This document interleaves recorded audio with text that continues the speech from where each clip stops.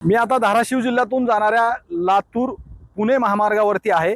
आपण जर पाहिलं तर या ठिकाणी ह्या महामार्गाची जी आहे ती दुर्दशा झालेली आहे।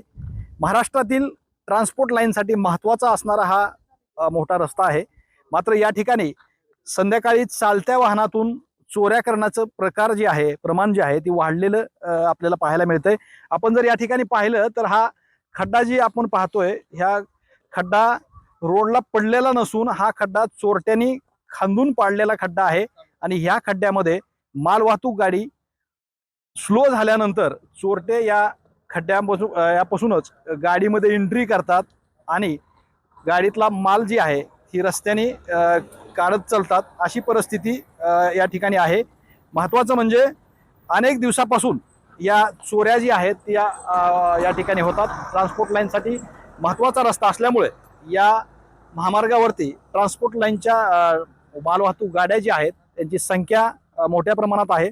या ठिकाणी जर आपण पाहिलं तर या झाडीमध्ये चोरटे आपला आसरा घेतात आणि या ठिकाणाहून या रोडवरती येतात। गाडी स्लो झाल्यानंतर गाडीमध्ये ते प्रवेश करतात पाठीमागून आणि जो गाडीमध्ये माल आहे तो काढण्याचं त्यांचं सत्र जे आहे ते गेली अनेक दिवसापासून सुरू आहे।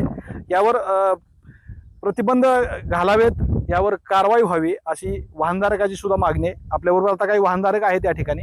भैया कुठले तुम्ही? डोकी काय परिस्थिती या रोडची? चोऱ्या तर लय व्हायला चोऱ्या कंटिन्यू व्हायला लागल्यात आणि महत्वाचं म्हणजे ही नॅशनल हायवे असून सुद्धा या ठिकाणी म्हणजे पोलिसांचं वचक नाही, त्याच्यामुळे चोर असे खड्डे खांदतात आणि गाडी स्लो झाल्यानंतर गाडीमध्ये चढले जातात आणि त्यातून चोरी केली जाते। आता ही खड्डा चोरांनी खणलाय। परवा दिवशी मी इथून जातानाच मला संशय आलता की ही खड्डा काय पाईपलाईनचा नाही, शेतकऱ्यांनी खणलेला नाही, पण हा खड्डा चोरानं खणलेला आहे। आणि आज येतानाच मला ही गोष्ट कळली की परवा दिवशी चोरी झाली म्हणून।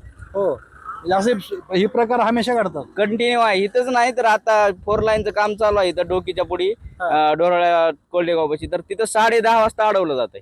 पोलिसांच्या याच्यावरती काही वचक नाही। पोलिसांची चौकी आहे मुरुडपाशी, पण अलीकडे काही सुद्धा लक्ष नाही। जरी डोकी पोलीस स्टेशनच्या हद्दीत असेल तरी हे एकमेकांशी सपोर्ट करत नाहीत आणि चोर असंच सुळसुळाट भरपूर सुटलेला आहे। मध्यंतरी फॅमिली पण या ठिकाणी कुठेतरी अडवली होती। हो, फॅमिली पण अडवली होती।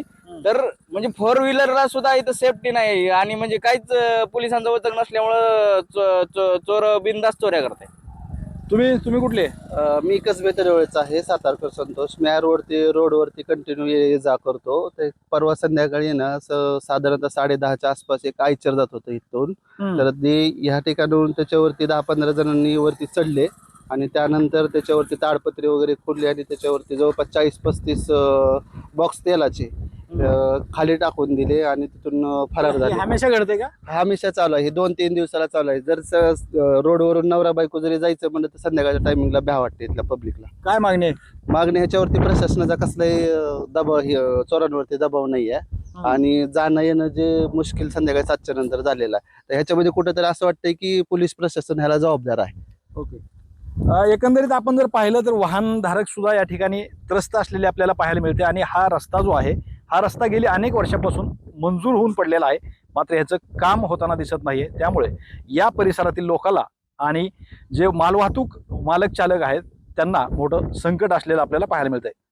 श्रीराम क्षीरसागर, TV9 मराठी, धाराशिव।